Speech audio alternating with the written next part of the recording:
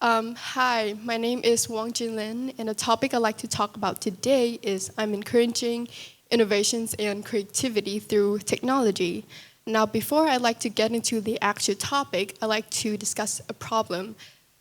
Now, I call this the in-our-face problem that we as human beings are facing with technology. Now, imagine you're waiting for someone at a place you're going. Chances are, in about 10 seconds, you would be pulling out that phone of yours and start scrolling mindlessly through your phones and on social media. But why? Because your mind is roaming, and so you needed a distraction to distract yourself because you're bored. But then it got me thinking, what did we do before? Before all this cutting edge technology being integrated into our lives. Now, it might sound surprising, but there's a thing called reading books, newspaper or in magazines. And so that was part of our life. And now it's dystopian to think that we have lost that part of life because it's being replaced with phones. And the craziest part about this is that no one forces us to do this. We chose to go on our phones. We chose to go on our phones. The craziest part about this is that we chose to go on our phone. No one forces us to do so. But why can't we put our phones down for even just a second? Well, I can't really tell you that, but in a way, we're sort of addicted to our phones, actually. Now, our phones have become a third place. Now, what exactly is a third place? Now, a first place is actually your home or your house, and then the second place is your workspace or the office, or for students, it could be school. And the third place is actually the community. So for kids, it could be the playground, and for the adults, it could be a lounge or a bar. But now it's all consolidated into one single device, which is our phone, because you could literally do anything on your phones. You could communicate or do absolutely anything on your phones. Now, hypothetically speaking, imagine if you're in a mood to draw or to paint and you have everything set out and you're ready to go, but then you don't know what to do next. And so what you're experiencing here is called a creative blocks. But what exactly is a creative blocks? Now, these are periods of reduced creative thinking and productivity. Now, such blocks can occur at any stage during a project. Now, you shouldn't be scared when you're experiencing a creative blocks because many people have actually experienced this.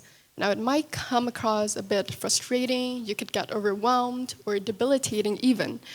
So there's actually a solution to this. Now, the solution to this is to get inspiration. You need to get inspired. But how do you get inspired? Now, the biggest misconception that people have about creativity is that you can't force it, because the moment you force creativity is when you stop being creative. And so this is where technology comes in handy. There's an app called Pinterest. Now, it's a platform where it allows users to immerse themselves into a plethora of interests. Now, there are endless of inspiration that you could easily find and that resonate with that inspirations. And now there are also two other apps that I would recommend people to use are Dribble and Reddit. Now, I'm sure you have heard of this. It allows people to share thoughts and get fresh perspective.